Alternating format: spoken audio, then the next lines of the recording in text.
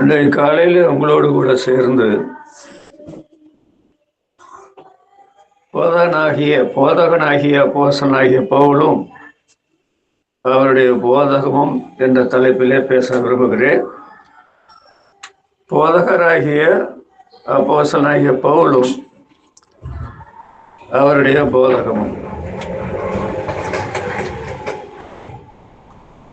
பவுலை போதகராக்கினது யார் என்று கேட்டால், போன முறையே நாம் அதை பற்றி சிந்தித்திருக்கிறோம். அவரை பிரசங்கியாராக்கினதும் நம்முடைய ஆண்டவராகிய இயேசு, அவரை போதகன் ஆக்கினதும் நம்முடைய ஆண்டவராகிய இயேசு. 1 தீமோத்தேயு 2:7 போதகனாக நியமிக்கப்பட்டேன் என்று சொல்லுகிறார். 1 தீமோத்தேயு 2:7 2 தீமோத்தேயு 1:11 போதகனாக நியமிக்கப்பட்டேன் என்று சொல்லுகிறார். முதல்ல நியமிக்கப்பட்டிருக்கிறேன், 2வது நியமிக்கப்பட்டேன் என்று சொல்கிறார். நமக்காக உலகத்தில் பிறந்து வாழ்ந்து சிலுவையில் மரித்து உயிர்த்தெழுந்த ஆண்டவர் பவுல் அப்போஸ்தலன் வாலிப பிராயம் வரையில மார்க்க தீவிரவாதியாக இருந்தான். அவனை ரட்சிக்க ஆண்டவர் விரும்பினார். அவன் நினைத்து ரட்சிக்கப்பட்டதல்ல, தமஸ்கு போற வழியில ஆண்டவர் அவனை சந்தித்தார், ரட்சித்தார். அவனுடைய பழைய கால வாழ்க்கை என்று சொல்லுகிறது, இங்க இருக்கிற யாருக்கு அப்படிப்பட்ட ஒரு பாக்கியம் இல்லை. அப்படிப்பட்ட பாக்கியத்துக்குரியவனாய் இருந்தவன் தர்சு பட்டணத்தான், கீர்த்தி பெற்ற தர்சு பட்டணத்தான், கமாலியல் பாகத்திலிருந்து படித்த பெரிய படிப்பாளி, 10 கோடி ரூபாய்க்கு சொந்தக்காரன்.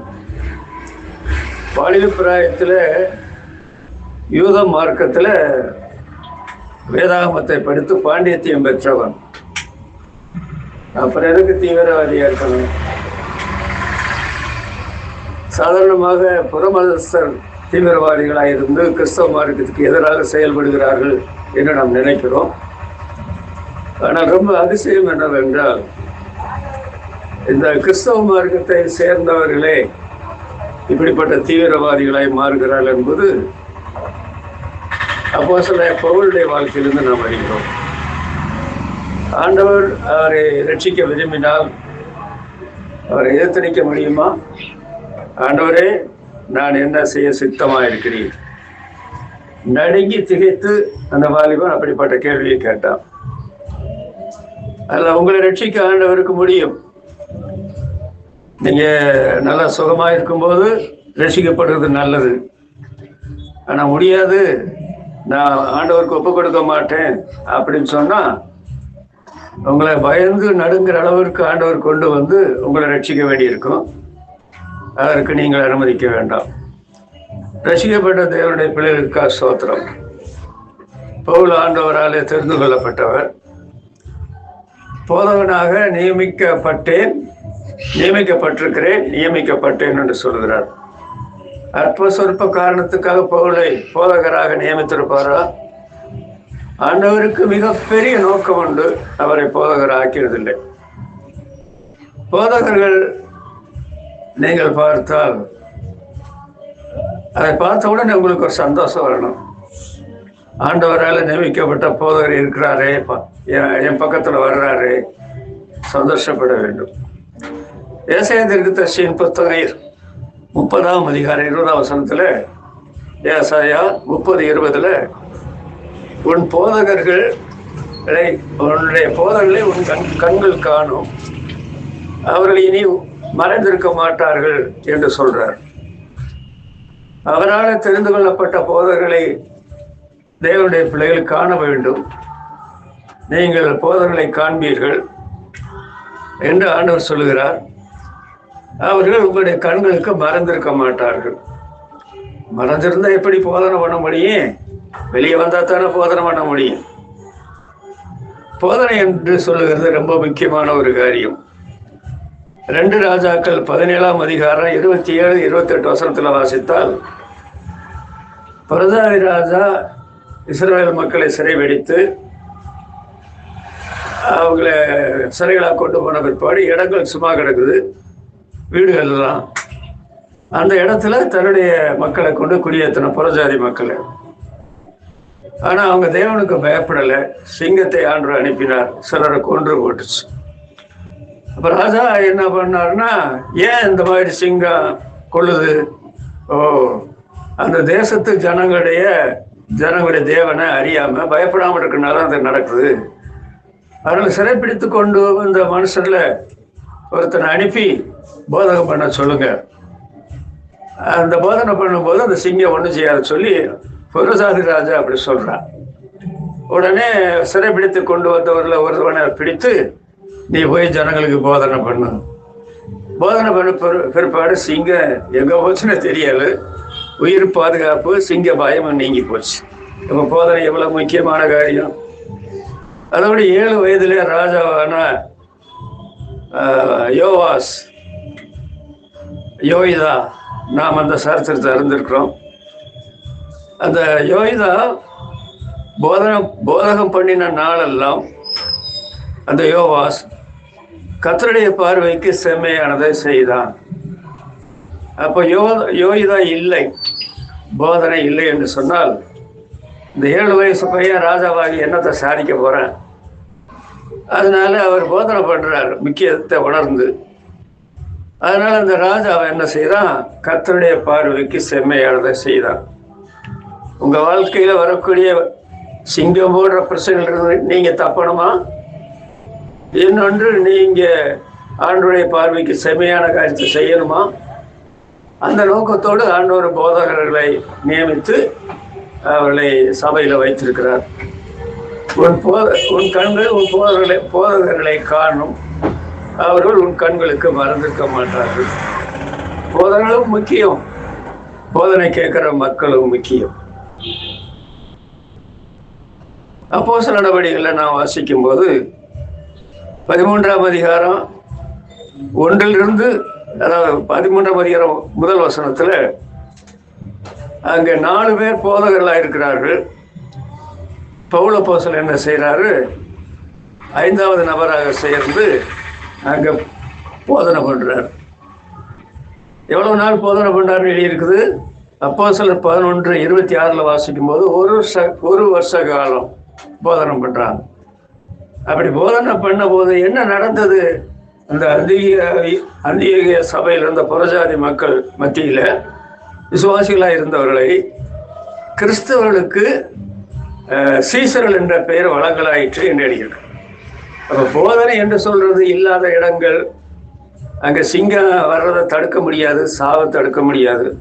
போதனை இல்லாத இடங்கள்ல விசுவாசிகள் செம்மையான வழியில் நடக்க மாட்டாங்க, சொன்னாலும் நடக்க மாட்டாங்க.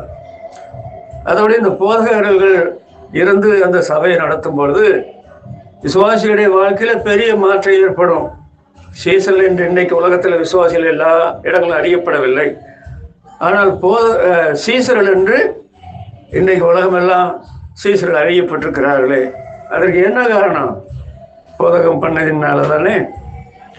அதனால போதகனாகிய அப்போஸ்தலனாகிய பவுலும் அவருடைய போதனையும் தேவ நியமத்தால்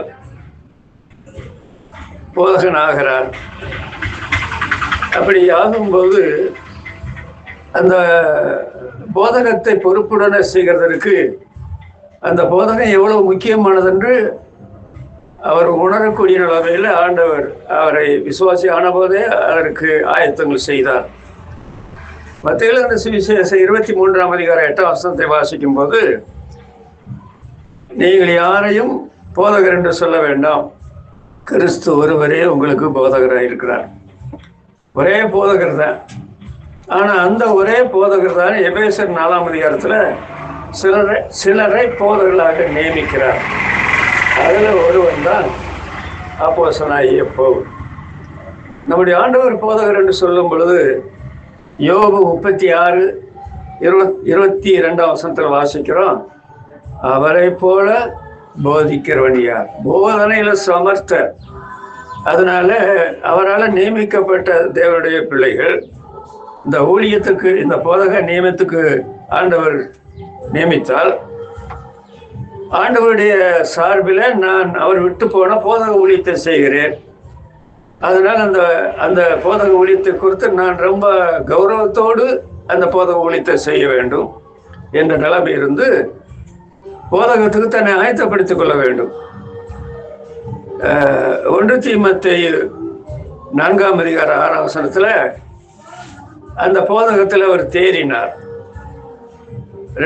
1 தீமோத்தேயு 3ஆம் அதிகாரம் 2ஆம் வசனத்துல போதகத்துல அவர் சமர்த்தராக இருந்தார். சில சமயத்தில் அவருடைய போதனையை கேட்கிற ஜனங்கள் என்ன செய்வாங்க, நம்முடைய ஆண்டவர் அதிகாரத்தோடு பேசினார், அப்படி யாரும் பேசவில்லை, வேதபாரர் பரிசர் அப்படி பேச மாட்டாங்க. அதனால அவருடைய பிரசங்கத்தை போதகத்தை குறித்து ஆச்சரியப்பட்டார்கள். பவுலுடைய பிரசங்கம் பல சமயத்தில் ஆச்சரியமான நிலைமையில் அவர் பேசினதாக பைபிளை நீங்கள் படிக்கும்போது அறிந்து கொள்ளலாம். சரி, பவுல் அப்போஸ்தலன் போதகராக தன்னை ஆயத்தப்படுத்தி கொண்ட விதம் விசுவாசிகளான தேவனுடைய பிள்ளைகள் நம்முடைய சிந்தனைக்கு அதை எடுத்துக்கொள்ள வேண்டும். போதகர்களாக இருக்கிறவர்கள் பவுலுடைய மாதிரியை பின்பற்ற வேண்டும். மறுபடியும் சொல்லுகிறேன், பவுல் அப்போஸ்தலன் போதகராக தன்னை என்ன செய்கிறார், ஆயத்தப்படுத்தி கொண்ட விதம் என்று சொல்லுகிறது. அது போதகம் பண்ணுகிற ஒவ்வொருவரும் நம்முடைய சிந்தனத்துக்கு எடுத்துக்கொள்ள வேண்டும். அதோடு ஆண்டவர் சிலரைத்தானே போதகராக நியமிக்கிறார். அப்படி போதகராக நியமிக்கப்பட்டவர்கள் ஆண்டவருடைய மாதிரி, அவர் பரலோகத்து போய்விட்டார், அவர் நியமித்திருக்கிற போதகர்கள் உலகத்தில் இருக்கிறார்கள், அவருடைய மாதிரியை பின்பற்ற வேண்டும். அந்த நிலைமையில தன்னை பின்பற்றுகிற அளவிற்கு போதக காரியத்தில் பவுல் அப்போஸ்தலன் தேறினார், சமர்த்தராக இருந்தார். அவர் போதகம் பண்ணும் பொழுது, போதகம் பண்ணுவதற்கு தன்னை முதலாவது ஆயத்தப்படுத்தி கொண்டார். அப்புறம்தான் அவர் போதகம் பண்ண ஆரம்பித்தார். 2 ரோமர்களின் நிருபம் 2ஆம் அதிகாரம் 21ஆம் வசனத்தில் வாசிங்கன்னா பவுல் அப்போஸ்தலன் என்ன சொல்கிறார், மற்றவர்களுக்கு போதிக்கிற நீ உனக்கு தானே போதிக்காமல் இருக்கலாமா? களவு செய்யக்கூடாது என்று சொல்லுகிற நீ களவு செய்கிற, விபசாரம் செய்யக்கூடாது என்று சொல்லுகிற நீ விபசாரம் செய்கிற, அதாவது விக்கிரகங்களை அருவருக்கிற நீ கோயில்களை கொள்ளையிடுற. உன்னுடைய வாழ்க்கைக்கு உன்னுடைய பிரசங்கத்துக்கு என்ன சம்பந்தம் இருக்குது? உன்னுடைய பிரசங்கத்துல எவன் கூட பண்ணுவான், எவன் பரிசுத்தம் அடைவான் நிலைமையில அவர் சொல்லுகிறார். அப்போ போதகத்துக்காக அப்போஸ்தலனாகிய பவுல் தன்னை முதலாவது ஆயத்தப்படுத்தி கொண்டார். ஆனா யார் ஆயத்தப்படுத்த மாட்டாங்க தெரியுமா? 1 தீமோத்தேயு 1ஆம் அதிகாரம் 7ஆம் வசனத்துல இந்த நியாயப்பிரமாண போதகர்கள் இருக்கிறாங்க பாருங்க, அவங்க தங்களை ஆயத்தப்படுத்த மாட்டாங்க. தாங்கள் சொல்லுகிறது இன்னதென்றும் தாங்கள் சாதிக்கிறது இன்னதென்றும் அறியாமல் நியாயப்பிரமாண போதகராக இருக்க விரும்புகிறார்கள். யாருடைய வாழ்க்கையாவது மாற்ற முடியுமா? அதோட மத்திய எழுதின சுவிசேஷம் 23ஆம் அதிகாரம் 1 முதல் 3 வசனத்தை நீங்க பார்த்தீங்கன்னா, வேதபாரகர் பரிசேயர் மோசையின் ஆசனத்துல உட்கார்ந்துருக்கிறாங்க. தகுதியற்ற ஆட்கள் தகுதி உள்ள அந்த ஆசனத்துல உட்கார்ந்துருக்கிறாங்க. ஆண்டவர் என்ன சொல்லுகிறார், அவங்க போதிக்கிறாங்க, அதன்படி செய்ய மாட்டாங்க, அதனால நீங்க அவங்கள பின்பற்ற வேண்டாம் என்ற நிலைமையில நம்முடைய ஆண்டவர் சொன்னதாக பார்க்கிறோம். விசுவாசிகளான தேவனுடைய பிள்ளைகளை பற்றி அப்படி சொல்லக்கூடாது. ஏன் அந்த வசனங்களை நான் விளக்கம் சொல்றேன்னு அது இங்க கொண்டு வரேன்னு சொன்னா, விசுவாசிகள் சபையிலையும் இந்த தவறு இருக்கிறது. என்ன தவறு? தகப்பன்மார்கள் அநேகர் இல்லையே, 10,000 உபாத்தியாயர்கள் உங்களுக்கு இருந்தும் அப்படின்னு சொல்றாரு. இந்த கொருந்து சபையில எத்தனை உபாத்தியாயர்கள் பிரசங்கம் பண்றவங்க? 10,000 பேர். ஆனா தகப்பன்மாருடைய சுபாவம் இல்லை. இவங்க உபதேசம் பண்ணி சபை எப்படி வளரப்போகுது? அப்புறம் யாக்கோப்பு என்ன எழுதுகிறார் என்றால், விசுவாசிகள் சபைக்கு எழுதுகிற நிருபத்துல, அதிக ஆக்கினை அடைவோம் என்று அறிந்து உங்களில் அநேகர் போதகராக இருப்பீர்களாக. ஆண்டு சிலரத்தான போதகராக்கினாரு, நீங்க எப்படி நிறைய பேர் போதகரா சபைக்குள்ள செயல்படுறீங்க? அதனால உங்களுக்கு ஆக்கினை வரும், கவனமாயிருங்கள் சொல்லி எச்சரிப்பு எங்க சொல்றார். பவுல் இதெல்லாம் மனதில் வைத்து கொண்டு செயல்பட்டுகிற ஒரு தேவனுடைய மனுஷன் தான். அதனால இவர் என்ன செய்கிறார், பிரசங்கத்திற்கு தன்னை ஆயத்தப்படுத்திக் கொள்வதற்கு அவர் எல்லாம் ஒழுங்கையும் செய்து கொண்டு தான் பிற்பாடு அவர் ஆயத்தப்படுத்த போனார். பாருங்க, பிரசங்கத்தை பற்றி நாம் சொல்லும் பொழுது 2 தீமோத்தேயு 2ஆம் அதிகாரம் 15ஆம் வசனத்துல 2 தீமோத்தேயு 2ஆம் அதிகாரம் 15ஆம் வசனத்துல, அதாவது நீ வெட்கப்படாத ஊழியக்காரனாயும், எதுக்கு வெட்கப்படணும்? சுவிசேஷத்தை குறித்து நான் வெட்கப்படேன்னு சொன்னதான் இந்த பவுல பேசுறேன். வெட்கப்படாத ஊழியக்காரனாயும் சத்திய வசனத்தை நீ நினைச்சபடி போதிக்கப்படாது, நிதானமாய் பகுத்து போதிக்கிறவனாகவும் உன்னை தேவனுக்கு முன்பாக உத்தமனாக நிறுத்திக் கொள்ளும்படி ஜாக்கிரதையாயிரு. இது வாலிபனாகிய தீமோத்தேயுக்கு அவர் எழுதுகிறார். இது அவர் முந்தி போதகராக இருக்கும்போது அவர் அனுபவத்துல கண்ட காரியத்தை தான் இந்த எழுதனுக்கு சொல்லிக் கொடுக்கிறார். அதனால எதுக்கு பயப்படணும்? ஊழியத்துல வந்த பிற்பாடு எதற்கும் பயப்பட வேண்டிய தேவையில்லை. சத்தியத்தை சொல்ல பயப்படணுமா? சுவிசேஷத்தை சொல்ல பயப்படணுமா? போதகத்தை சொல்ல பயப்படணுமா? அதோடு வேத வசனத்தை நிதானமா பகுத்து போதிக்கணும். நீங்க பைபிளையும் ஒழுங்கா படிக்காம எடுத்துக்கிட்டு மேடையில வந்துட்டா நீங்க என்ன பிரசங்கம் பண்ணுவீங்க? சும்மா பைபிளை தரமாற படிச்சிருக்கணும். நான் விசுவாசியாகி அப்ப ஊழியத்துக்கு வரல, பைபிள் அதாவது பிரயாணத்துல போகும்போது படுத்திருக்க நேரம் தவிர எல்லா சமயத்திலும் புதிய பாட்டை மாத்திரம் 400 முறை படிச்ச வாலிபனா இருக்கும்போது அப்ப ஊழியக்காரனை வரல. அப்புறம் ஊழியத்துக்காரன் நான் இத்தனை வருஷ காலம் பைபிளை படிக்கிறேன்னு இந்த பைபிளை இதுவரைக்கும் ஒரு 30 முறை தவறாம படிச்சிருப்பேன். என்னுடைய ஞாபகம் சரியிருந்தால் 50 முறை கூட படிச்சிருப்பேன். படித்து சோர்வற்ற நிலைமையில பல மணி நேரம் உட்கார்ந்து படிச்சு அப்பதான் இந்த படித்த காரியங்களை தேவ ஆவியானவர் நம்முடைய ஞாபகத்தை கொண்டு வருவார். பிரசங்க வசனங்களை ஆயத்தப்படுறதுக்கு அது உதவியா இருக்கும். ஜனங்களுக்கு வசனத்தை நம்ம தான் சொல்லணும், கதையை சொல்லக்கூடாது, நேரத்தை போக்கடிக்கப்படாது. வசனத்தை நிதானமாக பகுத்து போதிக்க வேணும், அதற்கு படிக்க வேண்டும். அப்புறம் உன்னை தேவனுக்கு முன்பாக, அப்போ நீ அவருடைய பார்வையிலிருந்து கொஞ்சம் கூட விலகக்கூடாது. அவரை நோக்கி பார்த்தவர்கள் பிரகாசத்தின் மேல் பிரகாசம் அடைந்தார்கள், அவருடைய முகங்கள் வெட்கப்படவில்லை என்று எழுதியிருக்கு இல்லையா? அதனால நீ அவருக்கு முன்பாக உன்னை உத்தமனாக நிறுத்தும்படி ஜாக்கிரதையாயிரு. ஜாக்கிரதையா இருக்க வேணும். பரிசுத்த வாழ்க்கையை பற்றி, நீதியின் வாழ்க்கையை பற்றி, நல்ல வாழ்க்கையை பற்றி, உண்மையான வாழ்க்கையை பற்றி, கபடற்ற நிலைமையை பற்றி நீ உன்னை உத்தமனாக நிறுத்தும்படி ஜாக்கிரதையாயிரு. அப்ப போதக ஊழியத்துக்கு ஆண்டவர் நியமிச்சிட்டாரு அப்படின்ற உடனே இறங்கிட முடியாது. இதற்கு பெரிய ஆயத்தங்கள் செய்ய வேண்டியிருந்தது. வெட்கப்படக்கூடாத நிலைமையில இருந்தது. சத்திய வசனத்தை நிதான பகுத்து போதிக்க நிறைய படிக்க வேண்டியதா இருந்தது. அப்புறம் தன்னுடைய பரிசுத்த வாழ்க்கையை சரிபடுத்தி கொடுத்தானா போதகத்துல இறங்க வேண்டும். உன்னை தேவனுக்கு முன்பாக நிறுத்தும்படி, உத்தமனாக நிறுத்தும்படி ஜாக்கிரதையாயிரு. வேதாகமத்துல உத்தமர்களை நீங்க பார்த்தீங்களா? நோவா உத்தமனாயிருந்தான். அதோடு கூட காலேபு உத்தமராயிருந்தார். புதிய ஏற்பாட்டுல வரும்போது அப்பல்ல உத்தமன் என்று பைபிள்ல எழுதியிருக்கிறது. தாவீது கூட உத்தமனாயிருந்தார் என்று சொல்லப்பட்டிருக்கிறது. ஆனால் எல்லாவற்றையும் விட மேலாக விசுவாசிகள் எல்லாரும் உத்தமன் என்ற பைபிள்ல எங்கேயுமே கிடையாது. ஆனால் விசுவாசிகளான தேவனுடைய பிள்ளைகள் உத்தமராகிறதுக்கு, ஊழியத்துல வருகிற நீங்கள் உத்தமராகிறதுக்கு எல்லா பிரயாசத்தையும் எடுக்க வேண்டும். அது வேதம் அப்படி சொல்லுகிறது. பழைய ஏற்பாட்டுல ஒரு வசனம் கூட சொல்லப்பட்டிருக்கிறது. நீங்கள் உபாகம புஸ்தகத்தை வாசித்தால் அந்த வசனம் எனக்கு சரியா தெரியல. நீ இஸ்ரவேல் ஜனங்களுக்கு ஆண்டவர் சொல்லும்போது சொல்றாரு, நீ உன் தேவனாய் கர்த்தருக்கு முன்பாக உத்தமனாய் இருக்க கடவாய். ஒட்டுமொத்த இஸ்ரவேலருக்கும் சொல்லுகிறார். அதே சமயத்தில் ஆபிரகாமுக்கு தனியாக என்ன சொல்கிறார்? 99 வயசா இருக்கும்போது நீ உத்தமனாய் எனக்கு முன்பாக நடந்து கொண்டு உத்தமனாயிரு. அப்ப விசுவாசிகளே உத்தமர்களாய் இருக்கும் பொழுது தேவ ஊழியத்துக்கு அழைக்கப்பட்ட போதகமார்கள் உத்தமர்களாய் இல்லாமல் இருக்கலாமா?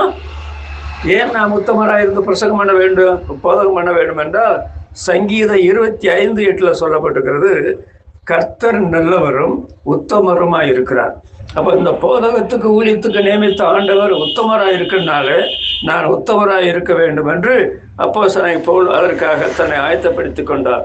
அது மாத்திரமல்ல, இந்த போதக ஊழியத்துக்கு வருவதற்கு முந்தி ஆண்டவரிடத்தில் அவர் நிறைய கற்றுக்கொள்ள வேண்டியது. நேரடியாக இன்றைக்கு நாம் விசுவாச கண்களினால பார்க்கிறோம். ஆனால் பவுல போசல் காலத்துல ஆண்டவர் தரிசனம் அளிக்கிறார். பவுலுக்கு விசேஷ தரிசனம் ஆலயத்துல போகும்போது அளித்தார் என்று வாசிக்கிறோம். பழைய ஏற்பாடுல இருந்த தேவனுடைய போதக ஒழித்திருக்கிறவங்க ஆண்டவரத்துல கற்றுக்கொண்டார்கள் என்பதற்கு இந்த வசனத்தை நாம் பார்க்கலாம்.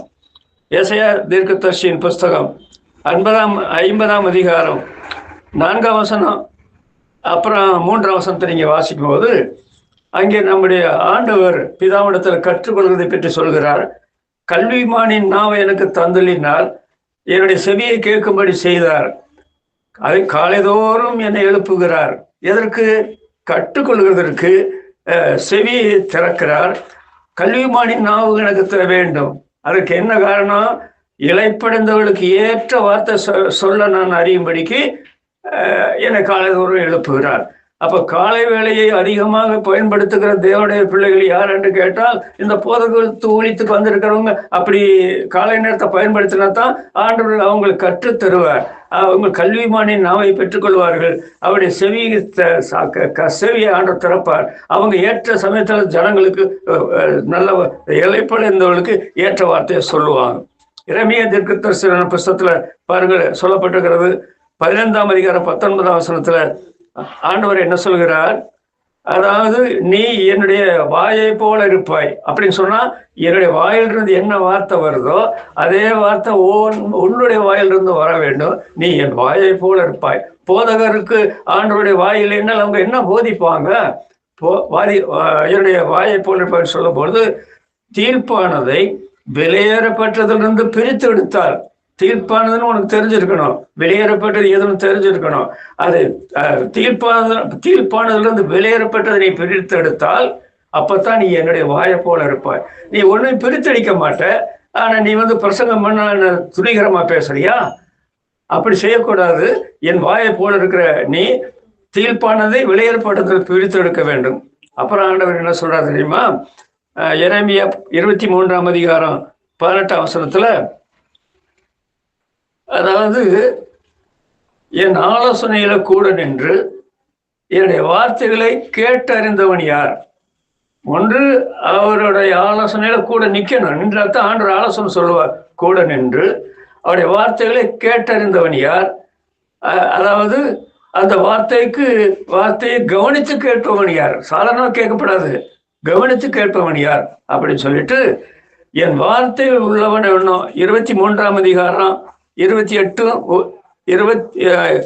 அதாவது 21 28 அந்த ரெண்டு வசனங்கள் என்ன சொல்லப்படுகிறது சொன்னா, என் வார்த்தை உள்ளவன் எவனோ அவன் உண்மையாய் சொல்லுவானாக. வார்த்தை ஆண்டவரிடத்தில் பெற்றுக்கொள்ளவில்லைன்னா எப்படி உண்மையா சொல்ல முடியும்?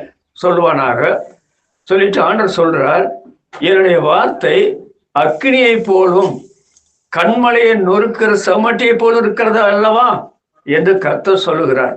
அப்போ ஆண்டவர் தம்முடைய வார்த்தையை அக்கினியாக அனுப்பி பாவத்தை எரிக்க விரும்புகிறார். கல்லான இருதயங்களை உடைக்கிறதுக்கு ஆண்டவர் சமட்டியாக கர்த்தருடைய வசனத்தை பயன்படுத்த விரும்புகிறார்.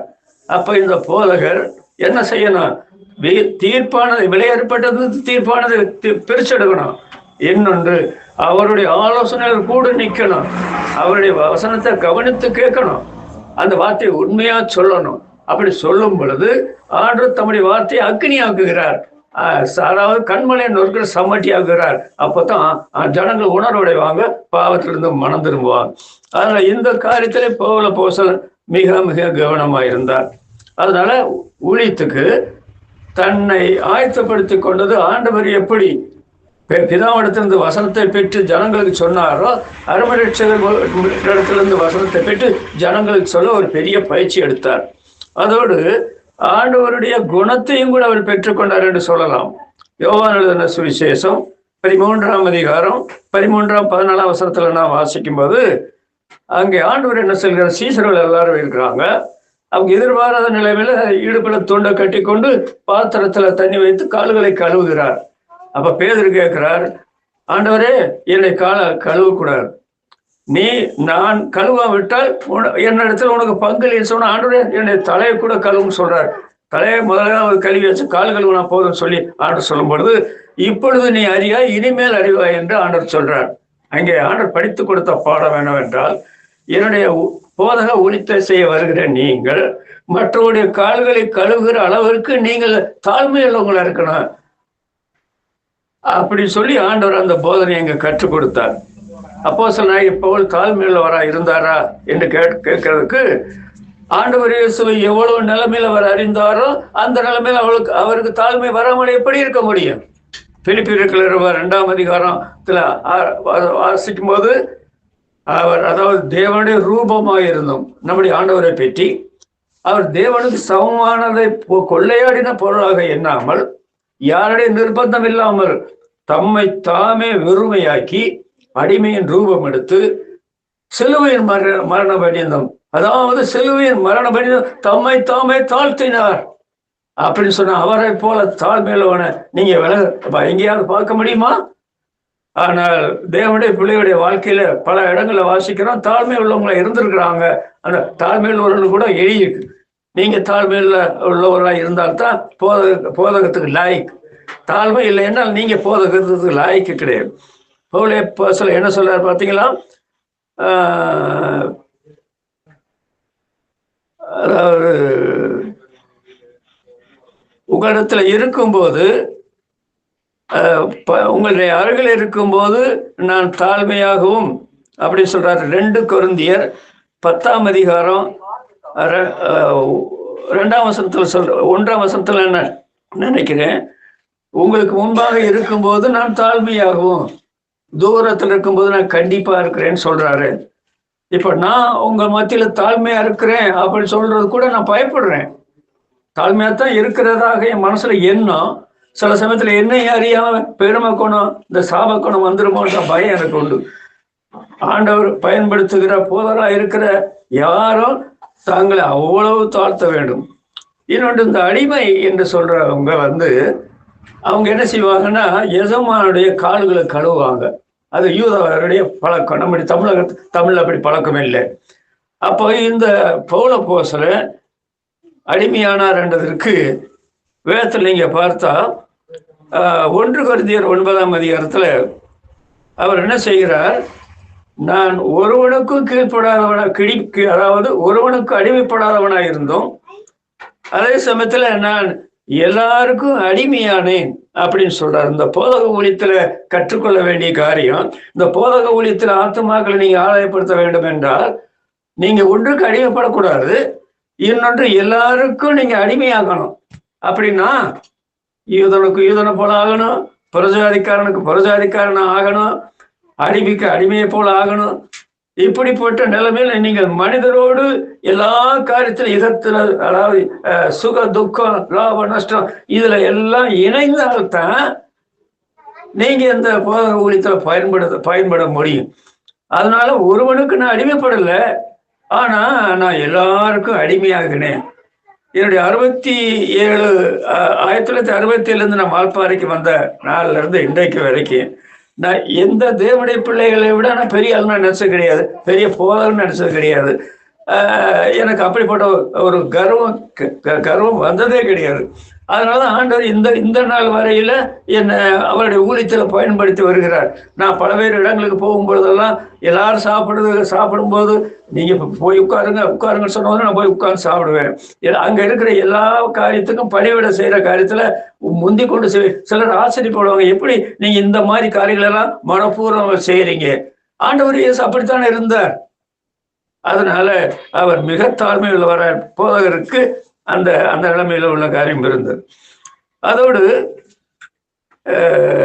போதகத்தை குறித்து அவர் போதித்தார். ஆண்டவர் அவரை போதகராக்கினார். அவர் என்ன போதனை செய்தார் என்பது ரொம்பவெல்லாம் சொல்ல வேண்டாம். 2 முக்கியமான காரியங்களை நாம் அறிந்து கொள்ள வேண்டும். அவர் என்ன முக்கியமாய் போதித்தார் என்று பார்த்தால், அதாவது நியாயப்பிரமாண அந்த காரியத்தை அப்போஸ்தலனாகிய பவுல் போதித்தாரன் வாசிக்கிறோம்.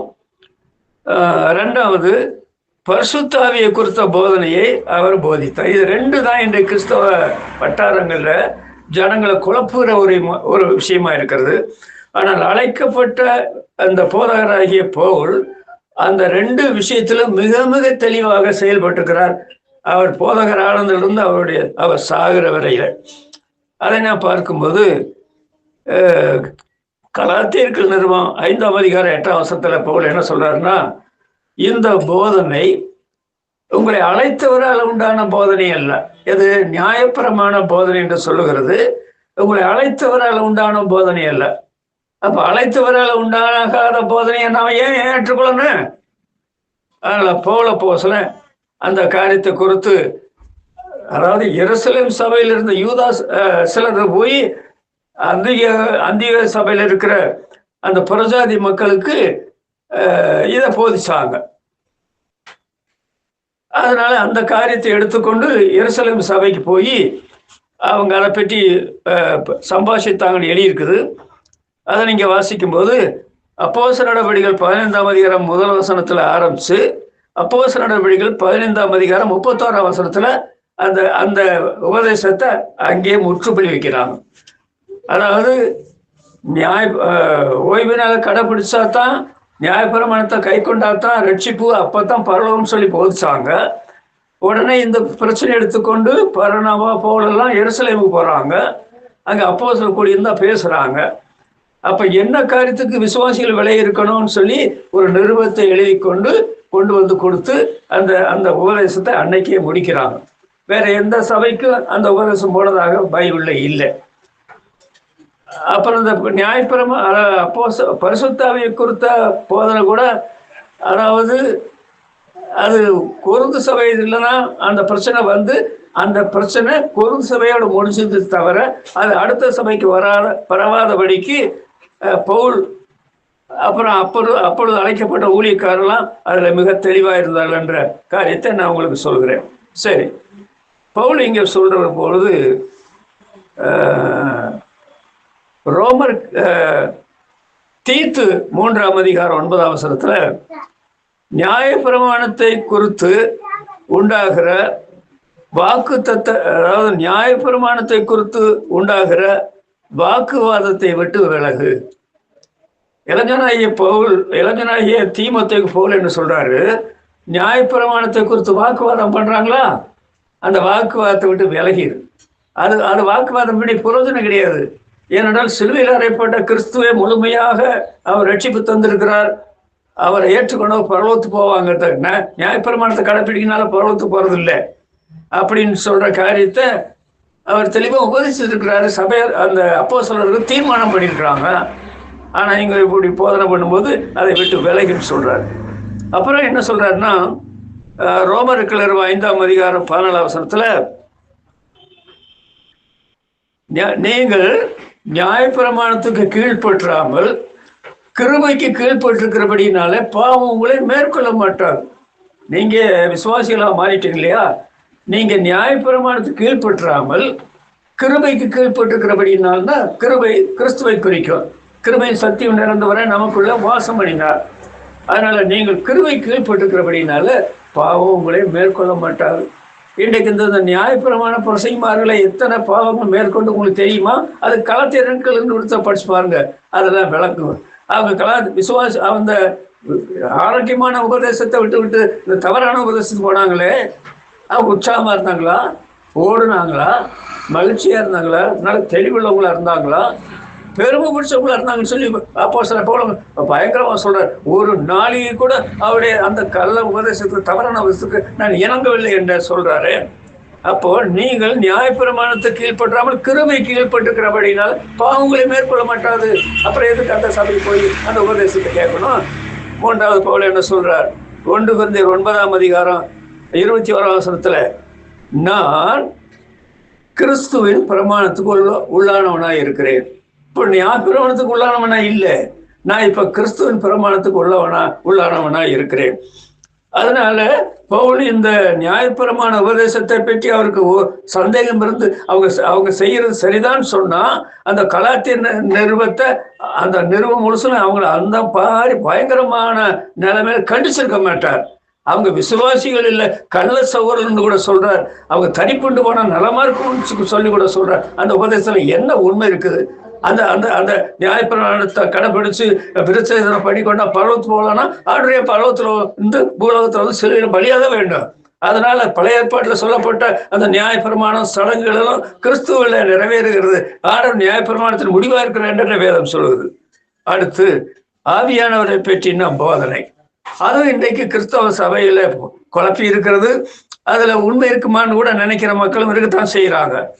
1 கொரிந்தியர் 14 அதிகாரம் 6 பவுல் என்ன சொல்றாருன்னா, நான் உங்களிடத்துல வந்து போதகத்தை போதிக்கிறதுக்கு ஏதுவானதை சொல்லாமல் அந்நிய பாஷையின பேசினால் உங்களுக்கு என்ன பிரயோஜனம்?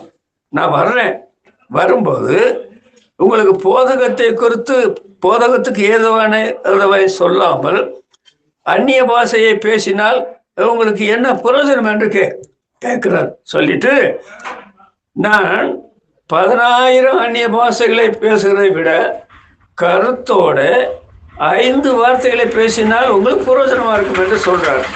அந்த 14ஆம் அதிகாரம் முழுசு நீங்க படிச்சு பார்த்தா, 12 நீங்க படிக்கும் பொழுது 14 அதிகாரம் முழுசு படிச்சா, பவுல் அந்த உபதேசத்தை நம்புகிற பரிசுத்தாவின் மூலமாக அந்நிய பாஷை, தீர்க்க தரிசனம் அதெல்லாம் செய்யறாங்க இல்லையா, ஆரம்ப காலத்துல சபையினுடைய வளர்ச்சிக்காக அதை ஆண்டவர் வைத்திருந்தார்.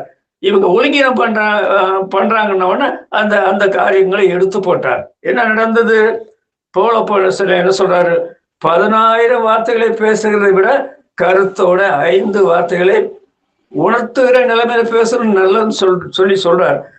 இந்த உபதேசத்துக்கு அன்றைக்கு அவர்களுக்கு அவ்வளவு விவரமா சொன்ன பிற்பாடு இந்த உபதேசம் மற்ற எந்த சபைகளுக்கும் பரம்பரையாக பைபிள்ல இல்லை. ஏன்னா பைபிள்ல 14 நிருபங்கள் எழுதியிருக்கிறார். சபைகளை பற்றி வாசிக்கும் போது 14 சபைகளை பற்றியும் பைபிளை வாசிக்கிறோம். அந்த சபைகளுக்கு எந்த ஊர்ல அந்த பேர் கொடுத்திருக்குதோ அந்த பேர் தவிர அந்த சபைக்கு வேற ஒரு பேர் கொடுக்கவில்லை.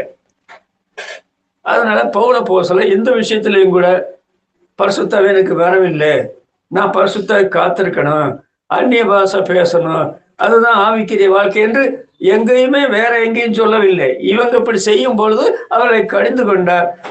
பரிசுத்தாவை விசுவாசிகளான தேவனையில் பெற்றுக்கொண்ட வேண்டும் நிறைய பைபிள்ல வசனங்களை சொல்லப்பட்டிருக்கிறது. கிறிஸ்துவின் ஆவி இல்லாதவன் அவருடைய நல்ல, அதாவது மனுஷனுக்குரிய காரியங்களே இல்லாமல் எப்படி மனுஷனுக்குரிய காரியங்களை அறிவார்?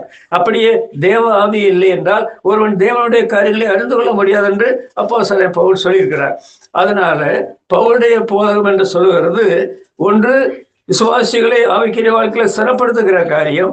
இந்த குழப்படியான உபதேசத்தை ஜனங்கள் விலகி கொள்ளக்கூடிய நிலைமையில தான் அவர் உபதேசித்தார். அவருடைய உபதேசத்தை கேட்ட பிற்பாடு விசுவாசிகளான தேவனுடைய பிள்ளைகளுக்கு நியாயப்பிரமாணத்தை கை கொள்ள வேண்டும் என்று அதன் மூலமா தான் ரட்சிப்பு சொல்ற அந்த கருத்தை கொடுத்து ஒரு சந்தேகம் அவர்களுக்கு வரவில்லை. அப்ப விசுவாசிகள் பரிசுத்தாவை பெற்றுக்கொண்டுமா இல்லை என்ற சந்தேகம் யாருக்கு வராதபடியும், அந்நிய பாஷை பேசினால்தான் ஆவிக்குரிய வாழ்க்கை என்று அப்படி ஒரு சந்தேகம் வராதபடிக்கும் ஆண்டவர் எங்களுக்கு ஆவியை சமூகமாய் பொழுந்தல் இருக்கிறார். எங்களுக்கு பயமுள்ள ஆவியை கொடுக்காமல் பயமற்ற தெளிவுள்ள ஆவி எங்களுக்கு கொடுத்துக்கிறார் என்று ஆவியானவரை பெற்றுக்கொண்ட தேவனுடைய பிள்ளைகள் ஆவியின் கனிகள் பெறப்படுகிற நிலைமையில உலகத்தில் வாழ்கிறார். கடைசியில் இது உபதேச சம்பந்தப்பட்ட காரியம். அவரை ஆண்டவர் போதகத்துக்கு அழைத்த காரியத்துல அவர் முடிவுரை அவர் என்ன சொல்றாரு பாத்தீங்களா? 1 தீமோத்தேயு 2ஆம் அதிகாரம் 7 பாருங்க. 1 தீமோத்தேயு 2ஆம் அதிகாரம் 7 சொல்லும் போது,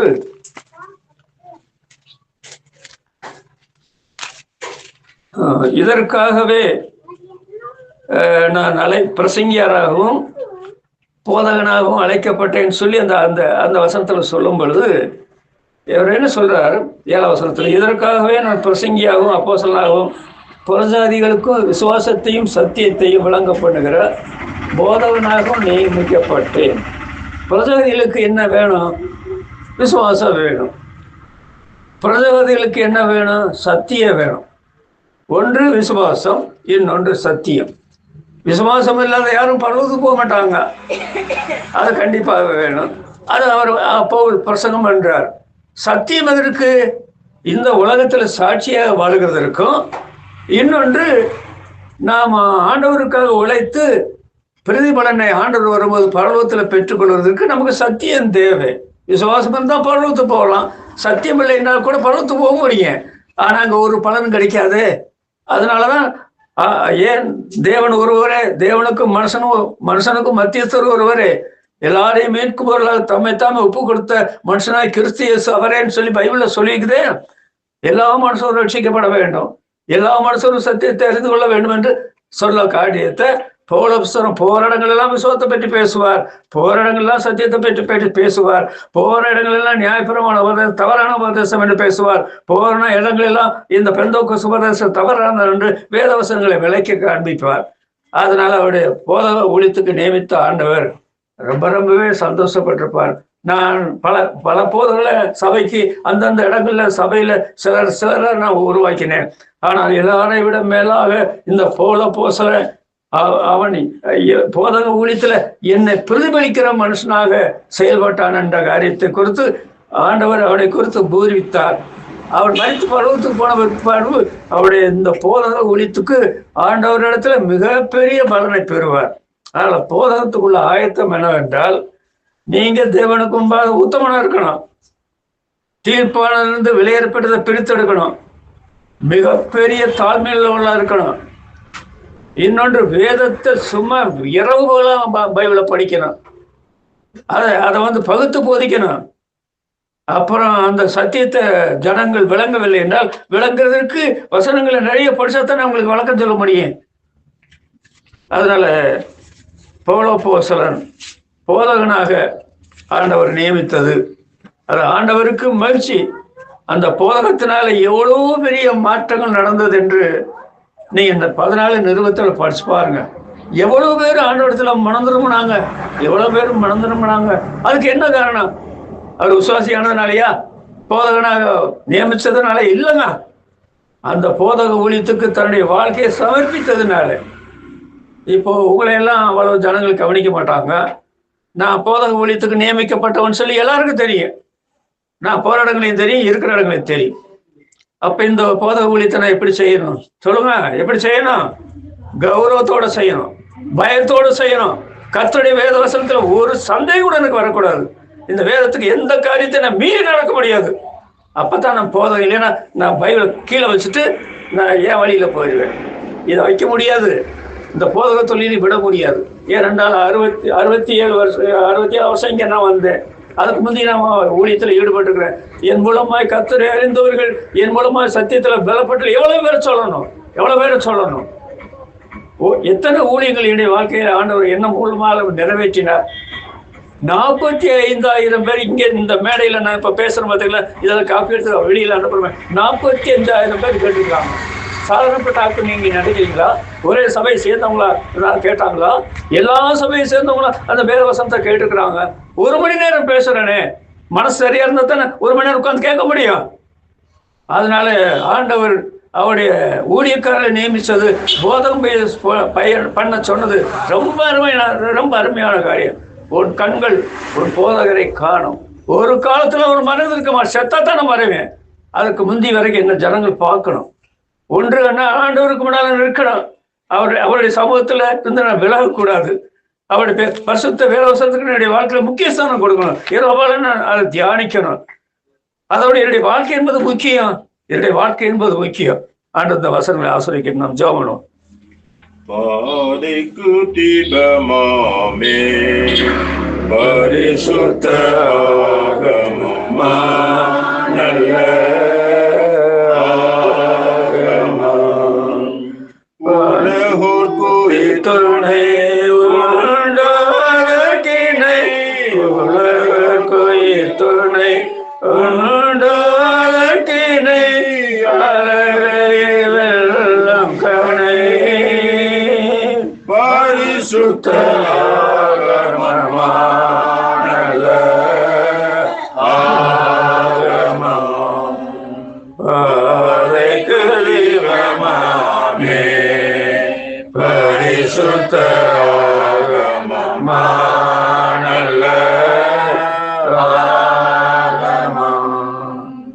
அன்புள்ள பரமபிதாவே, இந்த அருமையான கர்த்தருடைய நாளின் மதிய வேலைக்காக நாங்கள் ஸ்தோத்திரிக்கிறோம். நம்முடைய ஆலயத்தில் கூடின மக்களுக்காக நாங்கள் நன்றி சொல்கிறோம். தேவனுடைய பிள்ளைகள் கர்த்தருடைய பரிசுத்த ஆராதனையில் கலந்து கொள்ள ஒரு அருமையான தருணத்தை தந்தி ஸ்தோத்திரம். யாருக்கும் அந்த ஆராதனையில் கலந்து கொண்டவர்கள் பலவீனப்படவோ, வியாதிப்படவோ, மரணம் அவர்களை சந்திக்கக்கூடாது என்று அடியான் ஊழியன் ஆனதிலிருந்து ஜெபித்திருக்கிறேன். அதனால் நம்முடைய மக்களுக்கு அந்த காரியம் அது ஆசீர்வாதமாக இருந்ததுன்னு நான் நினைக்கிறேன்.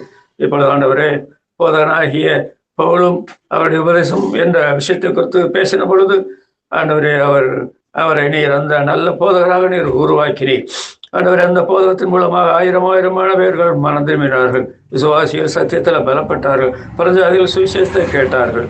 தேவனுடைய பிள்ளைகள் ஆரோக்கியமான வருஷத்துக்குள்ளே வழி நடத்தப்பட்டார்கள். இப்படிப்பட்ட நிலைமை போதகத்திற்கு இருக்கிறபடினால ஆண்டவரை நீர் நியமிக்கிற போதகர்களுக்கா ஸ்தோத்திரம். அவர் போதகத்துல தேறி ஆண்டவரை போதகத்துல சமத்திரலா இருந்து ஆத்மாக்களை கத்தரை ஆதாயப்படுத்த நீர் அவளை ஆசிரியப்பீராக. தந்த வசனத்துக்காக ஸ்தோத்திரம். வசனம் கேட்டவுடைய மக்களை ஆசிரிய இந்த ஆலயத்துல செலவிடுகிற மீதமுள்ள நேரத்தை எங்களுக்கு ஆசீர்வாதமாக்கும். ஜெப கேட்டபடி எல்லாமே துதிக்கிறோம், சோத்தரிக்கிறோம். மீட்பர் நாமத்துல வேண்டுகிறோம் பிதாவே, ஆமென். என் ஆத்மாவே கர்த்தரை ஸ்தோத்திரி, என் உள்ளமே என்னுடைய பரிசுத்த ஸ்தோத்திரி. என் ஆத்மாவே கர்த்தரை ஸ்தோத்திரி, செய்த சகல உபகாரங்களையும் மறவாதே. ஆமென். பிதாவாகிய தேவனுடைய அன்பும் நம்முடைய கர்த்தராகிய இயேசு கிறிஸ்துவுடைய கிருபையும் பரிசுத்த ஆவியானுடைய அன்பும் சகாயம் நம் அனைவரோடும் உலகில் உள்ள மெய்கிறிஸ்தவ மக்களோடும் என்றைக்கும் இருப்பதாக. ஆமென். துதி கணமகிமையுமக்கே எல்லாமே எல்லாமே. துதி கணமகிமையுமக்கே